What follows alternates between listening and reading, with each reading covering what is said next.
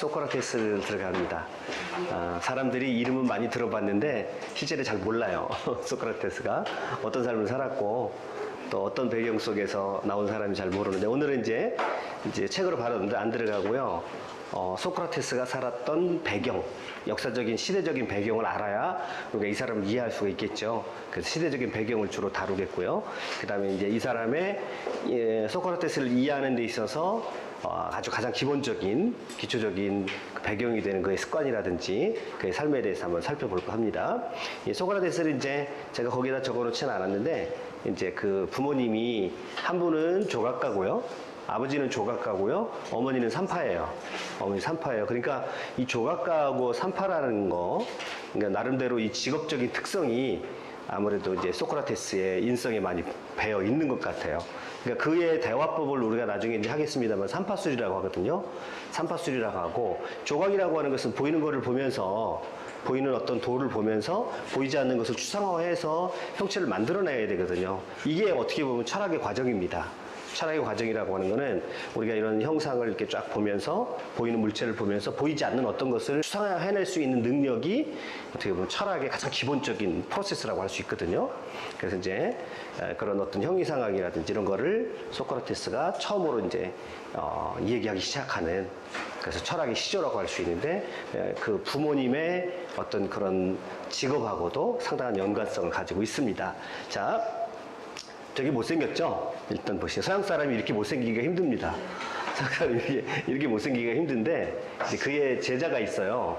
이제 크세노폰이라고 하는, 이 사람도 이제 플라톤과 더불어가지고 소크라테스의 제자로서 굉장히 어떻게 보면 서로 라이벌 관계 형성될 정도로 또 그런 사람인데, 이 크세노폰도 나름대로 이제 책도 쓰고 또 소크라테스에 관한 죽음에 관한 내용도 이제 크세노폰도 책을 씁니다.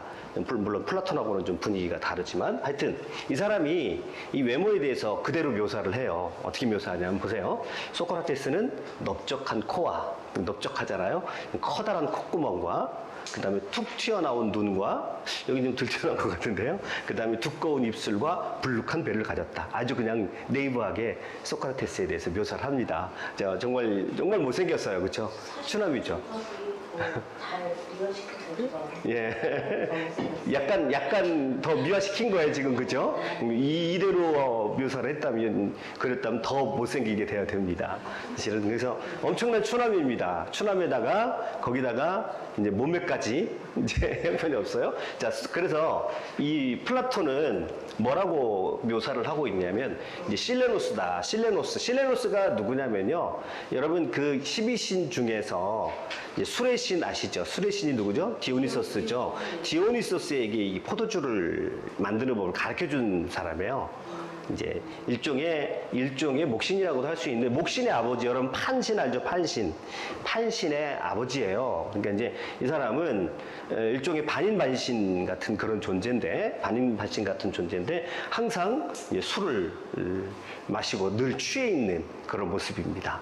그 몸매도 그러니까 이제 배가 볼록 나오고, 제가 이 몸매를 탈취하기 위해서 요즘에 열심히 운동을 하고 있는데, 자, 이 그림을 보면 이제 잠깐 뭐 상관없는 얘기입니다만은 루벤스의 그림인데, 루벤스의 그림에서 여러분 이제 그림이 좀 약간 화도가 떨어져서 좀 그런데, 이쪽에 보면 애기죠? 이쪽에 보면 누가 있습니까? 할머니 있죠? 이렇게 가면 시간이 어떻게 흐르는 거예요? 시간이 어린아이에서 할머니로 흐르는 거죠. 그러니까 시간이 어떻게 된 거면 이제 세월이 흐르고, 그 세월의 흐름 속에서 뭐 하고 있습니까? 포도예요. 술 취하는 모습이에요. 그러니까 태어나서 죽는 그 인생을 말하는데, 그 인생 뭐 있냐? 그냥 술 마시고 즐겨라 라고 하는 그런 의미도 해석할 수 있습니다. 그런 의미도 해석할 수 있어요. 여기는 뭐 굉장히 이제 젊은 그런 여자들을 그려놓고 있는데, 그러니까 이게 이제 일생이에요. 우리 일생인데, 그 일생 가운데 술 취하고 술 마시면서 유쾌하게 지내는 그런 것을 보여주는 그림입니다. 해석하기 나름인 것 같은데, 예. 빛에는 좀 되게 심오하게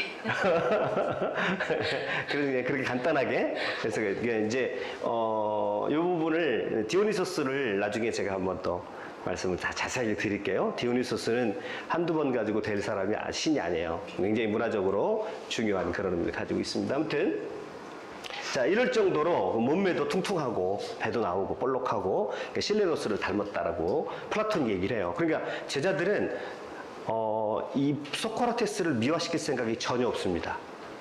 소크라테스를 미화시키고 뭐 소크라테스 외모를 뭐 이렇게 더 좋게 말하고 이럴 의도가 전혀 없어요. 왜냐하면 이 사람은 매력이 있기 때문에 그래요.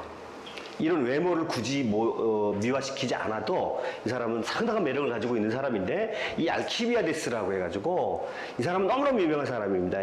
나중에 이제 어떤 장면까지 나오냐면, 이 알키비아데스는 아주 꽃미남이에요. 당대 최고의 꽃미남입니다. 거기다가 올림픽의 우승자예요. 그 당대 올림픽의 우승자다 그러면 지금의 뭐 최고의 스타죠. 그리고 잘생겼어요. 그래서 아테네 여자들뿐만 아니라 그리스 전역에 정말 이 꽃미남이 한번 뜨면, 꽃미남 한번 떴다 그러면 여자들이 마음이 들썩들썩하는 그런 사람인데, 소크라테스의 제자예요. 그리고 소크라테스 제자로서 이제 소크라테스를 유혹을 합니다. 동성애로. 그때 당시에 이제 동성애가 있었는데, 그 당대 동성애는 어떤 의미를 가지고 있냐면, 섹슈얼한 것보다 남자와 남자끼리 섹스라는 그런 것의 관점보다 어떤 관점이냐면, 그 당대 문화 속에서는 이제 여자들을 쉽게 말하면 동등하게 남자들과 취급하지 않았죠. 그러면 여자들과 교감을 갖는 것보다 동성과 교감을 갖는 것이 더 정신적으로 더 성숙하고 정신을 고양시켜준다는 의미에서, 그런 의미에서 동성애적 코드가 존재합니다. 그러니까 지금 우리가 섹슈얼리티에서 좀 말하는 그런 섹스로서의 동성애 개념보다는 정신적인 의미가 굉장히 큽니다. 그래서 이제 그 당대에 여러분 플라톤의 책을 읽다 보면 깜짝 놀라는 부분이 이제 동성애가 너무 많이 나오는, 동성애 코드가 너무 많이 나오는 것을 볼 수 있는데, 그때 이제 이 알키비아데스가 소크라테스를 막 유혹을 해요. 근데 소크라테스는 전혀 넘어가지 않는, 왜냐하면 소크라테스는 육체적인 쾌락보다는 정신적인 그런 가치를 소중하게 여기고, 그것을 이제 어떻게 보면 제일 먼저 얘기를 한 사람이기 때문에 그런 의미로 나오는데, 하여간 소크라테스의 굉장히 유명한 제자입니다. 그리고 이렇게 말하면 좀 그렇지만 아테네의 멸망을 자초했던 그런 인물입니다. 그리고 이제 우리가 우중 정치라고 그래요. 우매한 정치. 그래서 우중 정치에서 군중들을, 일반 시민들을 막 이제 자기의 일반 시민들의 욕망을 막 자극을 시켜가지고 많은 것들을 준다, 그렇게 약속을 하는, 그래서 백성을 우매하게 만드는 그런 어떤 정치를 했던, 그러니까 민주주의를 어떻게 보면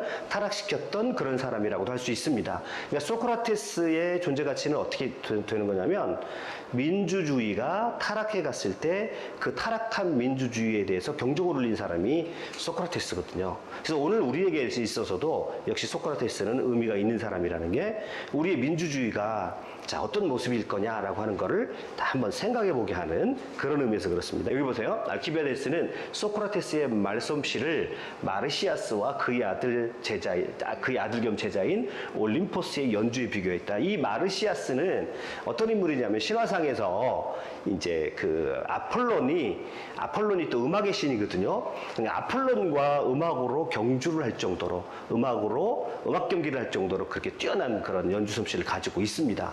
그래서 나중에는 이제 그것 때문에 아폴론에게 껍질을 벗겨 죽임을 당해요. 이제 휴브리스라고, 그래서 휴브리스 개념으로 또 소개되는 그런 인물인데, 아무튼 연주 솜씨에 있어서는 최고의 연주 솜씨를 가지고 있습니다. 그래서 이 알키비아데스는 소크라테스의 말솜씨가 마치 당대 최고의 또는 아니면 신화상의 최고의 연주자에 비교될 만큼 그렇게 말솜씨가 뛰어났다. 그래서 말만으로도 청중들을 신과 합일할 수 있는 경지에 이게 도달하게 할 수 있는 그런 정도의 말솜씨를 가지고 있다. 그러면 말을 얼마나 잘하는 거예요, 그렇죠? 저는 비교도 안 될 만큼 그렇게 말을 잘하는 겁니다. 소크라테스가 말하면 여러분이 황홀경에 빠져가지고 마치 신과 합일이 이루어질 만큼 그 정도의 뛰어난 말솜씨를 가지고 있습니다. 그러니까 소크라테스의 최대 매력이죠. 말솜씨가, 말을 잘하는데 단순한 말을 잘하는 게 아니라 사람의 영혼을 고양시키는 말솜씨를 가지고 있습니다. 그래서 그 사람들에게 그 대화를 통해서 그 사람들을 내 욕망을 채우기 위한 거나 그 사람들을 어떤 이끌어가기 위한 것이 아니라 영혼을 고양시키는 말솜씨를 가지고 있어요. 그래서 영혼을 순수하게 하고 깨끗하게 하고 신과 합의를 이룰 만큼 어떤 그런 정신적 가치에 영혼이 몰입시킬 수 있는 그런 탁월한 말씀실을 가지고 있다. 그렇게 평가를 하고 있습니다. 그리고요, 이 소크라테스는 철학적 논의를 가지고 사람들의 영혼을 뒤흔들어 놓았다. 그래서 이 알키비아데스는요, 보세요. 이제 알키비아데스는 모든 그런 조건들을 다 가지고 있어요. 왜냐하면 이제 그가 정치적으로도 뛰어나죠, 잘생겼죠, 올림픽의 우승자죠. 그러니까 그는 늘 마차를, 화려한 마차를 끌고 다닙니다. 만약에 이제 펠로폰네소스 전쟁사를 하게 되면 이 알키비아데스를 얘기 안 할 수가 없는, 그러니까 펠로폰네소스 전쟁사의 한 가운데서 아주 분탕질을 쳤던 그런 인물이에요. 이 인물이 나중에는 어떻게 가냐면 그 아테네 사람이었잖아요. 나중에는 어디로 가냐면 스파르타로 갑니다. 또 스파르타로 갔다가 나중에 또 어디로 가냐면 페르시아로 갑니다. 페르시아로 갔다가 다시 아테네로 돌아옵니다. 막 이렇게 그런데 여러분 한번 보세요. 페르시아까지 간 이 사람을요, 아테네 사람들이 얼마나 좋아했냐면 다시 페르시아에서 올 때 막 아테네 전 시민이 막 환영을 했어요. 돌아와라 돌아오라 할 정도. 그러니까 이제 어떻게 보면 아테네 정치에, 아테네 민주주의에 저는 이렇게 표현하면 요물입니다. 요물. 이 알키비아데스가. 근데 이 알키비아데스가 소크라테스가 워낙 이 말솜씨가 뛰어나니까, 야, 내가 소크라테스의 말을 잘 듣고 있다가는 내가 원하는 정치적인 그런 목적을 이룰 수 없겠다 싶어가지고 도망을 갑니다.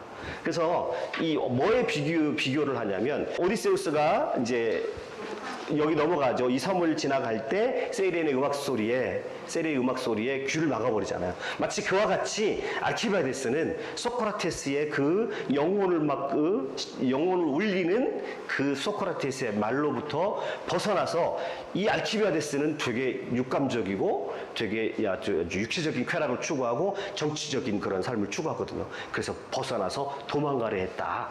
그래서 알키비아데스는 소크라테스의 말을 듣지 않으려고 귀를 막고 도망갔다. 마치 오디세우스가 귀를 막고 세이렌의 소리를 유혹을 넘어간 것처럼 결국 정치의 뜻을 두고 철학의 뜻을 저버렸습니다. 나중에 이것도 소크라테스가 이제 재판을 받을 때 하나의 요인으로 작용해요. 왜냐하면 결과적으로 알키비아데스가 아테네 민주 정치를 망쳐버렸거든요. 망쳐버렸기 때문에 그것도 이제 나중에 네 제자 아니냐 이런 그런 여론도 형성이 될 정도로 그런 인물입니다. 그래서 이 아주 그 정치적인 야망을 가진 사람이 이 사람의 마음을 소크라테스의 그 말이 흔들어서 자기의 정치적인 욕망도 포기하게 만들 정도로 그렇게 소크라테스의 말을 안 들으면 내가 안 될 것 같은 그런 마음이 들었다는 거예요. 알키비아데스 같은 사람도 그렇게 얘기하는 거예요. 그래서 알키비아데스는 막 그거를 외면을 했어요. 오디세우스처럼. 그래가지고 이제 그 알키비아데스하고 소크라테스가 그려진 그 그림을 보면 대부분 그렇습니다. 지금 알키비아데스가 여자한테 빠져 있죠. 근데 소크라테스가 어떻게 합니까?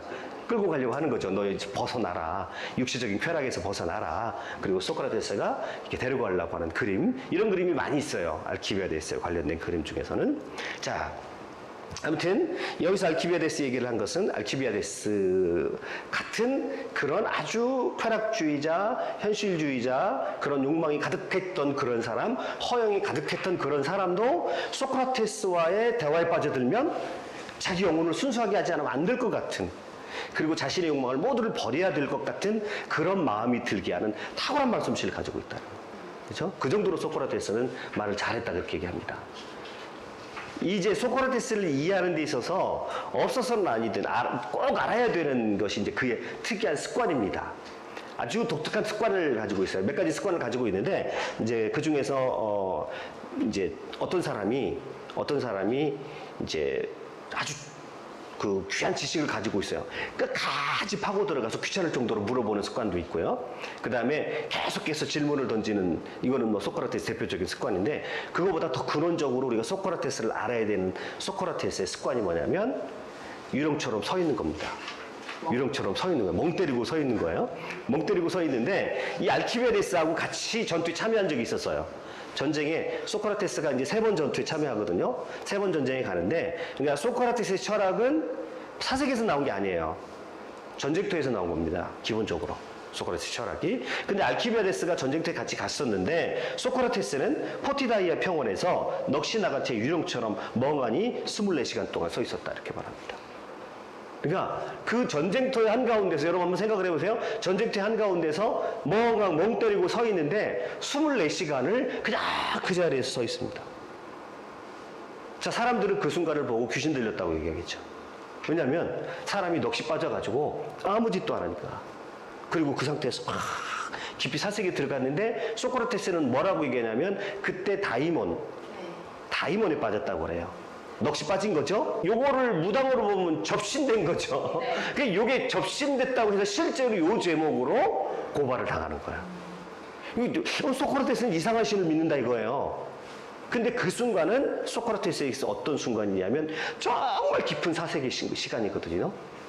그리고 자기 양심이, 소크라테스의 다이몬은 일차적으로 양심을 말합니다. 자기 양심이, 그리고 그게 뭔가 알 수 없는 신이 자기에게 말하는 거예요. 그래서 일평생 소크라테스는요, 이 소리를 듣고 살아갑니다.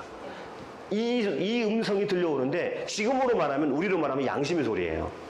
양심의 소리인데, 그게 신의 음성일 수도 있고, 소크라테스에게서는 어떤 신인지 모르겠지만 아주 절대적인 어떤 존재가 자신의 마음에 뭔가 메시지를 주는 거예요.